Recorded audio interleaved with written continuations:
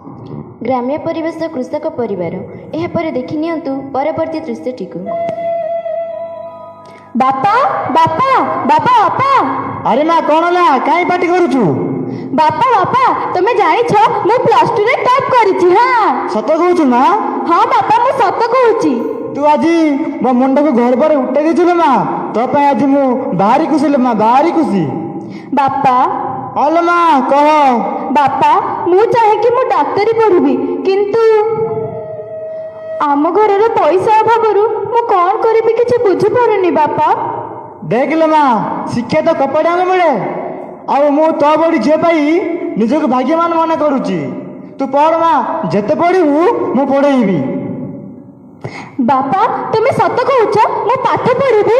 हाँ माँ तू निश्चय पाठ पढ़ू दरकार पड़े तो बापा ए घर जमी बाड़ी सब तक बिक्री करदेव किंतु तते निश्चय पाठ पढ़ाइब ए समाज रे गुटिए भल मनसीटिए करिवो। बापा हाँ माँ। एहापर जमीदार परिवार जमीदार बंगाल चाकर पुझारी घर गहड़ी जमीदार को एकमात्र पुत्र चंदनर उद्धति मजा मजलिस रे सांगसाथी प्रबल पैसा उड़ाइबा। एहापर देखि नियंतु परवर्ती दृश्यटीकु।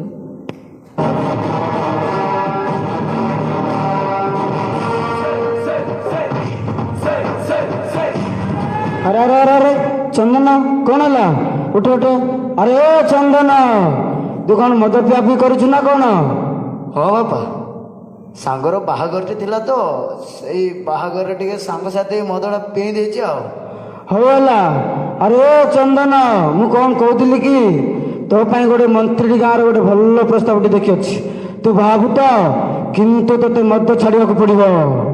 कौन मु बाहेबी? हाँ तू बाबू सतर मु बाहेबी? हाँ तू सतर बाबू। हाँ बाहेबी जे किंतु मद पिया छाड़ी पारिबी नहीं। हो गला तू मद छाड़े न छाड़े किंतु तोते से दिन पाई मद छाड़िया पड़ो। हाँ है मु सेई दिनटा मद पिया बंद करी। हो गला तू बाहागर रे राजी होइथिबारु मु आसंता काल जाय तोर प्रस्ताव आनुची एई प्रस्ताव रे तू राजी तो? हाँ बापा मु ए प्रस्ताव रे राजी अछि। मु भी फुल राजी। व्यवसायी परिवार तीनोटी पुत्र संतान और तीनोटी कन्या संतान झील एठी बोझ तथा बरपुत्र मिलिले विवाह पाई प्रस्तुति एवं कबाट पाखरे श्यामबाबू एवं तांको झील ठिया होई शुणुछंती। अरे सबिता ताको पाठ पढ़ाइबा काई छाड़छ? मु ता बेबर हरिपुर रो प्रस्तावटी आनिछि सी को मो शुणुछि। मु जेते कहले से कोन मो कथा शुणुछि से तो खाली स्कूल को जाउछि। हेटी शिक्षा बापा एमिति क्या बर प्रस्ताव आमको आउ मिलबनी से आसिले आमे ताको राजी करी बाहागर निश्चय करबा। बापा बापा अरे कौन है तू तो पार्टी करछु काहेकी? बापा एई देखो मो 7th क्लास रो रिजल्ट मु भल नंबर रखी पास करिछि आ मु पाठ पढ़बा को चाहे। बापा नाई मा तोता मु पढ़ी परिबिनी माँ जानिछु तो पाई मु हरिपुर रो प्रस्ताव आनिछि तू सेठी बाहाबू तो माँ? हेले बापा मोर तो बयस हेनी जो बयस रे मु पढ़िबा कथा तमे कहछ मु बा हेबी ना। बापा मु जमा भी बा हेबिनी।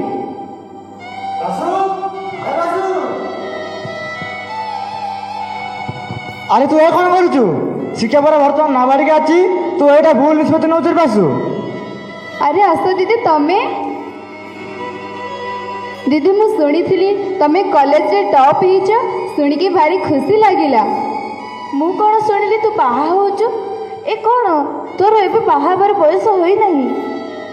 मौसा आपण ए कौन करूछंती? शिखार बाहागर ठीक कर देछंती? ए भूल मौसा से एबे नाबालिका ताको वर्तमान 21 वर्ष होई नहीं मौसा ए ठीक नहीं मौसा। ना आमे शिकार बाहागर जेउंडी करिबु सेठी हो बदार। आस सबिता शिखालो एबे तो भविष्य तो हाथ रे लो तो एबे होची तोर पाठ पढ़ा बयस किंतु तू बाहा होछु तोर स्वास्थ्य प्रति बहुत क्षति पहुंची बोलो। मु आसुची लो एबे आस बापा। मामा चल।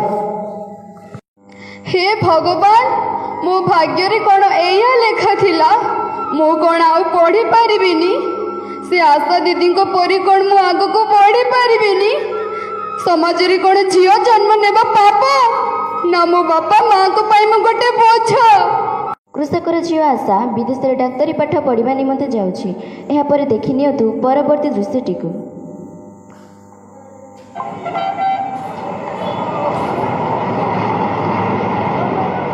ଆରେ ମା ବସ୍ ଟାଇମ୍ ତ ହେଇଗଲାଣି। ଏବେ ଭଲରେ ଯାଇ ଭଲରେ ଡାକ୍ତରୀ ପାଠ ପଢ଼ିବୁ, ତାପରେ ଭଲ ଡାକ୍ତରଟି ହେଇ ଏଇ ଗାଁକୁ ଫେରିବୁ। ହଁ ବାପା, ତୁମେ ମୋତେ ଆଶୀର୍ବାଦ କର ଯେମିତି ମୁଁ ଗୋଟିଏ ଭଲ ଡକ୍ଟର ହେଇ ଗାଁକୁ ଫେରିବି। ହଁ ଲୋ ମା, ଠିକ୍ ଅଛି, କିନ୍ତୁ ଜମା ବ୍ୟସ୍ତ ହେବୁନି ଟଙ୍କା ପାଇଁ। ତୋ ବାପା ମଝିରେ ଯାଇ ଟଙ୍କା ଦେଇ ଆସିବ। ହଁ ବାପା, ମୁଁ ଏବେ ଆସୁଛି ବାପା। ହଁ ଲୋ ମା। ଜମିଦାର ପୁତ୍ର ସଙ୍ଗେ ବିବାହ ସମ୍ପୂର୍ଣ୍ଣ ହୋଇଯାଇଛି। ଏହାପରେ ଦେଖିନିଅନ୍ତୁ ପରବର୍ତ୍ତୀ ଦୃଶ୍ୟଟିକୁ।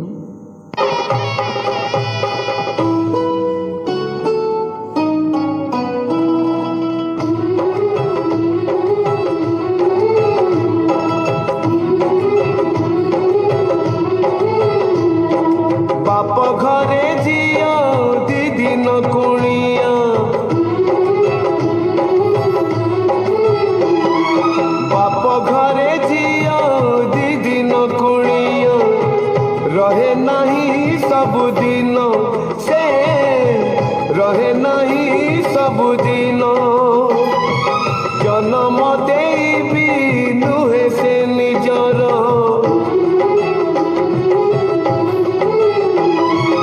ଜନ୍ମ ଦେଇବି ନୁହେଁ ସେ ନିଜର। ହେଇଯାଏ ପରଧନ ସେ, ହେଇଯାଏ ପରଧନ।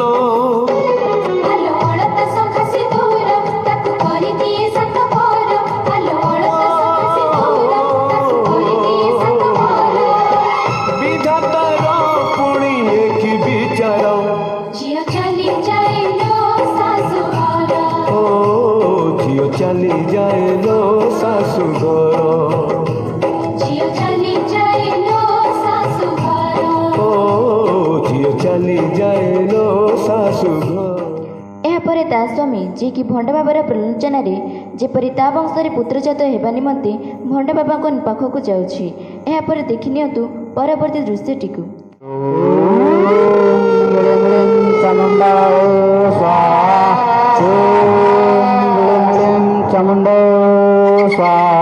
ବାବା ପ୍ରଣାମ। ଆୟୁଷ୍ମାନ ବାବୁ, କ'ଣ ହେଲା ବସିଛ? ତୁମେ ଏଠିକି କମେ ଆସିଛ? କି ସମସ୍ୟା ଅଛି ତୁମର କୁହ? ବାବା, ମୋ ସ୍ତ୍ରୀ ପୁତ୍ର ସନ୍ତାନ କରିପାରୁନାହିଁ, ସେ ଲାଗି ଆପଣ ପାଖକୁ ଆସିଅଛି। ଏ ସମସ୍ୟାର ସମାଧାନ କେମିତି ହେବ ବାବା? ହଁ ମୁଁ ସବୁ ବୁଝିପାରୁଛି, ମୁଁ ସବୁ ଦେଖିପାରୁଛି। ହଁ, ମୁଁ ତୀର୍ଖାଳ ବସି ବାବା ଓମ୍ ଗିଳିମ୍ ଲିମ୍ ସ୍ୱାହା। ଶୁଣ ବତ୍ସ ବାବା। ତୁମ ସ୍ତ୍ରୀ ପେଟରୁ ବଢୁଥିବା ସନ୍ତାନ ସେ ପୁତ୍ର ସନ୍ତାନ ନୁହେଁ, ସେ ଗୋଟେ କନ୍ୟା ସନ୍ତାନ। ତେଣୁ ତୁମେ ଏବେ ଯାଇକି ତୁମ ସ୍ତ୍ରୀ ପେଟରୁ ବଢୁଥିବା କନ୍ୟା ସନ୍ତାନକୁ ନଷ୍ଟ କରିଦିଅ।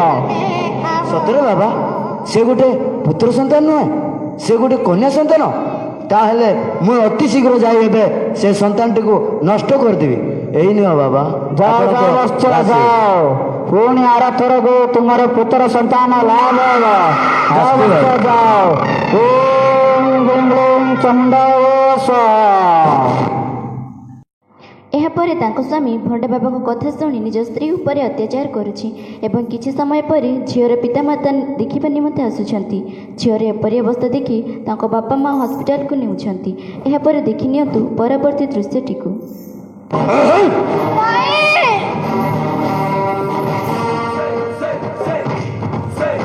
ଆଜି ତତେ ମାରୁ ମାରୁ ମୋତେ ଛାଡ଼ି ଦିଅ, ନାଇଁ ମୋତେ ଛାଡ଼ି ଦିଅ, ନାଇଁ ନାଇଁ ମୋତେ ଛାଡ଼ି ଦିଅ, ନାଇଁ ନାଇଁ ମୋତେ ଛାଡ଼ି ଦିଅ।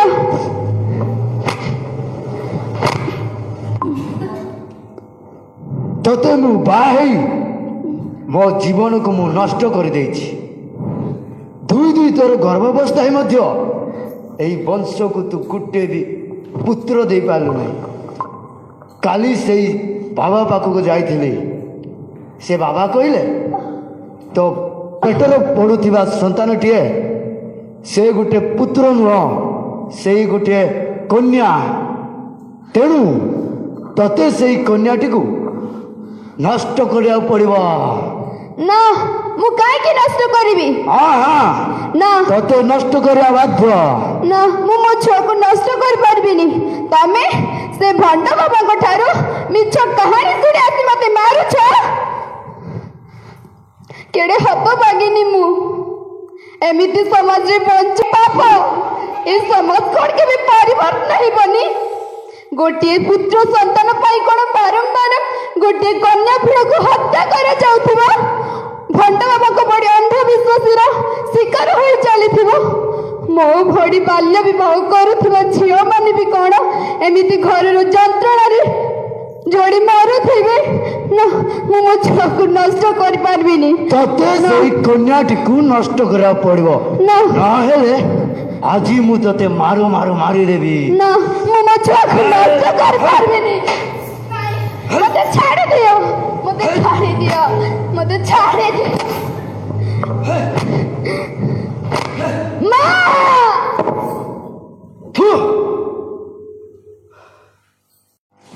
ଶିଖା ଶିଖା ମା ଶିଖା ଏ ମା ଶିଖା। ହେ ଭଗବାନ ମୋ ଝିଅ। ଏ ମା କଣ ହେଲା ତୋର? ଆରେ ମା ତୋର କଣ ହେଇଛି? ଶିଖା ତୁ ଏମିତି ଅଚୁତ ଅବସ୍ଥାରେ। ଏ ମା କଣ ହେଲା ତୋର? ଏ ଚାଲ ଆମେ ଶୀଘ୍ର ଆକୁ ହସ୍ପିଟାଲ ନେଇକି ଯିବା। ଚାଲ ଚାଲ। ଡକ୍ଟର ଡକ୍ଟର କ'ଣ ହେଲା? ଆରେ ମଉସା ମଉସା ନମସ୍କାର ମଉସା। ଆରେ ମା ଦେଖିଲୁ ମୋ ଝିଅର କଣ ହେଇଛି? ଆରେ ଶିଖର କ'ଣ ହେଇଛି? ମାଉସୀ ମାଉସୀ ନମସ୍କାର ମାଉସୀ। ଶିଖର ଏ ଅବସ୍ଥା କିଏ କଲା ମାଉସୀ? ଆମେ ଜାଣିଲୁ ମା, ଆମେ ତା ଘରକୁ ଗଲା ବେଳେ ତାର ଏ ଅଚୁତ ଅବସ୍ଥା। ଶିଖା ଶିଖା ମାଉସୀ ଆପଣ ଟିକେ ବାହାରକୁ ଯାଆନ୍ତୁ, ମୁଁ ଶିଖାର ଟ୍ରିଟମେଣ୍ଟ କରୁଛି।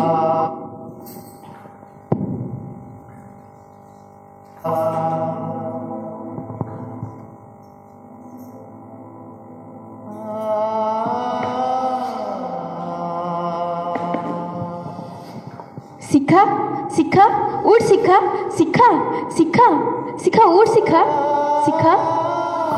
ଆସ ଦିଦି, ମୁଁ ଆଉ ପାରୁନି ରେ, ମୁଁ ଆଉ ପାରୁନି। ଦୀପ ଶିଖା ପରେ ମୁଁ ବି ଜଡ଼ି ଜଡ଼ି ଶେଷ ହୋଇଗଲିଣି। କିନ୍ତୁ କିନ୍ତୁ ତୁ ମୋ ଦୁଇ ଭଉଣୀଙ୍କ ପ୍ରାଣରେ ନୂଆ କିରଣ ଭରିଦେବୁ। ତୋ ଭଉଣୀ ପାଇଁ ତୁ କ'ଣ ଏତିକି କରିପାରିବୁନି? ମୋତେ କଥା ଦେ ଆସ ଦିଦି, ତୁ କ'ଣ କରିପାରିବୁନି? ହଁ ଶିଖା, ମୋତେ କଥା ଦଉଛି ଶିଖା। ଶିଖା ମା ଶିଖା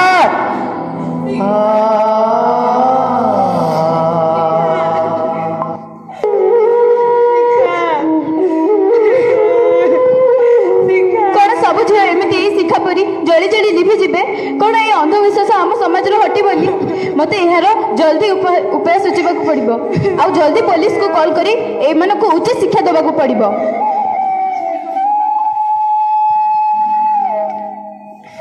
ହ୍ୟାଲୋ ଇନ୍ସପେକ୍ଟର ବାବୁ, ଆପଣ କେଉଁଠି ଅଛନ୍ତି? ଜଲ୍ଦି ଆସନ୍ତୁ। ଏଠାରେ ଗୋଟିଏ ଝିଅ ଅନ୍ଧବିଶ୍ୱାସର ଶିକାର ହୋଇ ମୃତ୍ୟୁବରଣ କରିଛି। ଆଉ ଏଥିପାଇଁ ଦାୟୀ ହେଉଛି ତା ସ୍ୱାମୀ, ସେ ଜମିଦାର ପୁଅ ଚନ୍ଦନ। ତାକୁ ବି ଧରି ଆସନ୍ତୁ।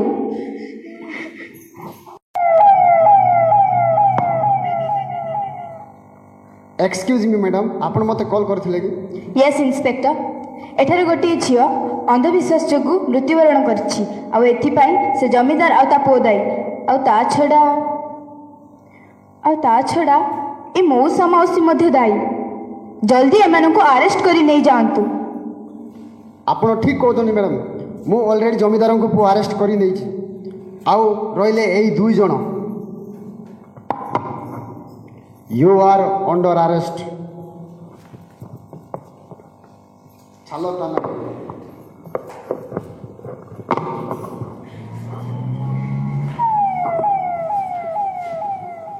ଏ ସମାଜରେ ବଞ୍ଚୁଥିବା ପ୍ରତ୍ୟେକ ଝିଅଙ୍କ ଜୀବନ କ'ଣ ଏମିତି ଏଇ ଶିଖା ପରି ବାଲ୍ୟ ବିବାହରୁ ଆରମ୍ଭ ହୋଇ କନ୍ୟା ଭ୍ରୂଣ ହତ୍ୟାରେ ଶେଷ ହୋଇଯିବ? କ'ଣ ସବୁ ଝିଅ ଏମିତି ଏଇ ଶିଖା ପରି ଅପମୃତ୍ୟୁ ଲାଭ କରିବେ? କ'ଣ ଏହାର କିଛି ବି ପରିବର୍ତ୍ତନ ନାହିଁ? ଦିଅନ୍ତୁ, ମୋ ପ୍ରଶ୍ନର ଜବାବ ଦିଅନ୍ତୁ। କାରଣ ମୁଁ ବି ଏଇ ସମାଜରେ ବଢ଼ୁଥିବା ଗୋଟିଏ ଝିଅ। ଯଦି ମୋ ବାପା ମୋ ପାଇଁ ଏତେ ବଡ଼ ତ୍ୟାଗ କରିପାରିଲେ, ତାହେଲେ ଆପଣମାନେ କ'ଣ ଏଇ ଶିଖା ପରି ଝିଅମାନଙ୍କ ପାଇଁ ଏତିକି ତ୍ୟାଗ କରିପାରିବେନି? ଚାଲନ୍ତୁ ଆମେ ଆଜି ସମସ୍ତେ ଏକଜୁଟ ହୋଇ ପ୍ରତିଜ୍ଞା କରିବା କି ଏହି ସମାଜରୁ ବାଲ୍ୟ ବିବାହ ପରି ଗୋଟିଏ ଘୃଣ୍ୟ ପରମ୍ପରାକୁ ହଟେଇ ଅନ୍ଧବିଶ୍ୱାସର ପରଦା ଆଗରେ କନ୍ୟା ଭ୍ରୂଣ ହତ୍ୟାକୁ ତ୍ୟାଗ କରିବା। ଝିଅ ବଞ୍ଚାନ୍ତୁ, ଦେଶ ବଞ୍ଚାନ୍ତୁ।